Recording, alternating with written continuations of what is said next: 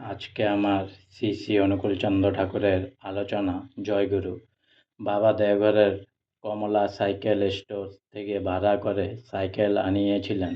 সেই সাইকেলে সাইকেল চড়া শিখেছিলাম।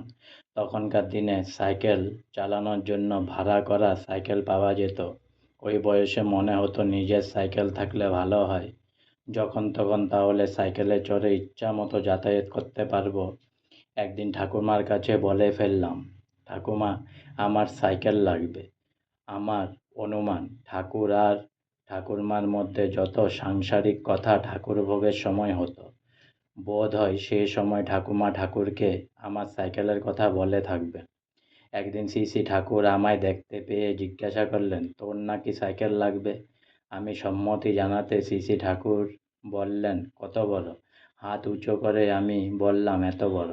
ঠাকুর বললেন, ধুর পাগল, অত বড় সাইকেল তুই চালাতে পারবি নাকি? আমি বললাম, তাহলে যেটা পারবো সেটাই। আমার কথা শুনে ঠাকুর খুব হাসতে লাগলেন। হাসতে হাসতে তার সারা শরীর দুলতে লাগলো। বললেন, ঠিক আছে, যাও। ওয়েস্ট এন্ডের মাঠে বর্তমান মনমোহিনী ধাম। বন্ধু বান্ধবদের সঙ্গে ফুটবল খেলতাম। একদিন খেলার সময় নিখিলদা ঘোষ জানালেন, ঠাকুর রঙ্গনবিলায় আছেন, তোমায় ডাকছেন। সঙ্গে সঙ্গে রঙ্গনবিলায় গিয়ে ঠাকুর প্রণাম করে দাঁড়াতে ঠাকুর বললেন, তোর সাইকেল এসে গেছে।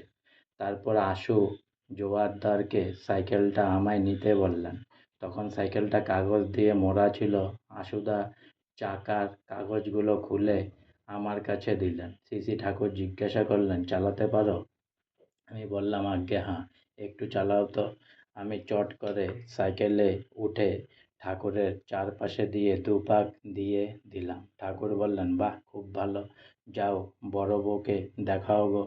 আমি আবার ঠাকুর প্রণাম করে সাইকেল চালিয়ে ঠাকুমার কাছে গিয়ে বললাম, ঠাকুমা, সাইকেল এসে গেছে।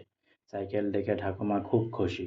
আজকে আমার শ্রী শ্রী অনুকূলচন্দ্র ঠাকুরের আলোচনা এখানেই সমাপ্ত হলো। তাই অনেক অনেক সাবস্ক্রাইব করুন, অনেক অনেক লাইক করুন, আর অনেক অনেক ভালো থাকুন, সুস্থ থাকুন, আনন্দে থাকুন, আর সবাইকে হেল্প করতে থাকেন নিজের সামর্থ্য অনুযায়ী।